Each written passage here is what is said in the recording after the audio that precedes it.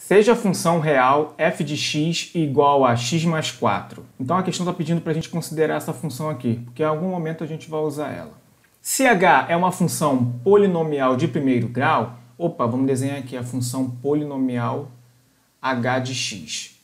Isso aqui é igual a m x mais n, que passa pelos pontos 0 e f de 0, ou seja, a gente tem o x, mas a gente ainda não tem o y.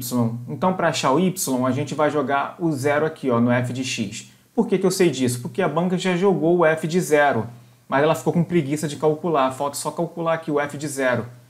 Isso aqui é o y. Beleza. Então, o coeficiente angular de h é... Aqui, pessoal, coeficiente angular é o m, coeficiente angular. E o coeficiente linear é o n. Então, o que a gente quer é o m. Então, antes de começar a calcular o m, primeiro vamos achar o f de 0 e o f de menos 4. Vamos lá, f de 0. Onde tiver 0, quer dizer, onde tiver x, a gente vai colocar o 0. Então, aqui tem um x, vamos colocar o 0. 0 mais 4. Então, f de 0 é igual a 4. Agora, o f de menos 4. O f de menos 4, onde tiver x, a gente vai colocar um menos 4. É menos 4 mais o 4 daqui. Então, f de menos 4 é igual a 0. Então, um ponto que a gente tem na questão é o 0 e o 4. 0 e o 4.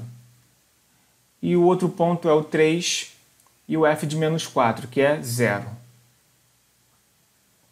Beleza, para fazer essa questão aqui, a gente pode fazer ela caindo no sistema, porque ele deu 2 pontos, é só substituir aqui, o 0 e igualar a 4, beleza, depois substituir aqui o 3 e igualar a 0, vai cair um sistema. Mas pode fazer melhor, pode jogar direto numa relação. O coeficiente angular é a variação em y dividido pela variação em x. Aí já sai direto. Então vamos lá, o coeficiente angular é igual a y menos y0 dividido por x menos x0. Por exemplo, nessa questão aqui, o x pode ser o 3 e o x0 pode ser o 0. O y pode ser o 0 aqui e o y0 pode ser o 4. Então, vamos lá. M é igual a y, que é 0, menos 4, dividido por 3 menos 0.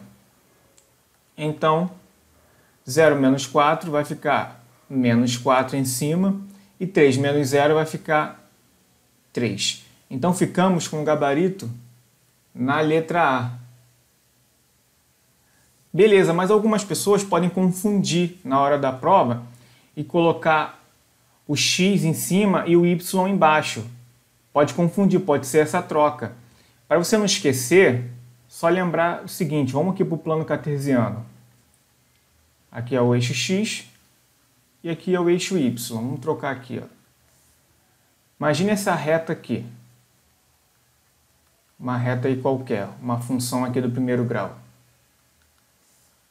Aqui, o coeficiente angular, pessoal, é o ângulo que a função, que a reta forma com o eixo x. É isso aqui, esse ângulo aqui. E para calcular esse coeficiente angular, a gente fecha um triângulo retângulo aqui, Beleza. O coeficiente angular, pessoal, nada mais é que a tangente desse ângulo aqui. E o que é tangente? É o cateto oposto, está oposto aqui ao ângulo θ, dividido pelo cateto adjacente. Está aqui, Então, esse pedaço aqui,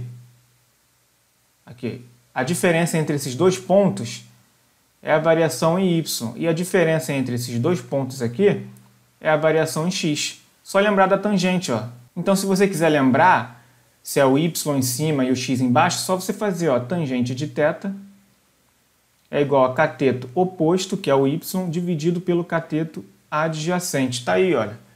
Isso aqui é a mesma coisa, ó, tangente de θ. E o m, coeficiente angular, é a mesma coisa. Vamos para a questão de número 71.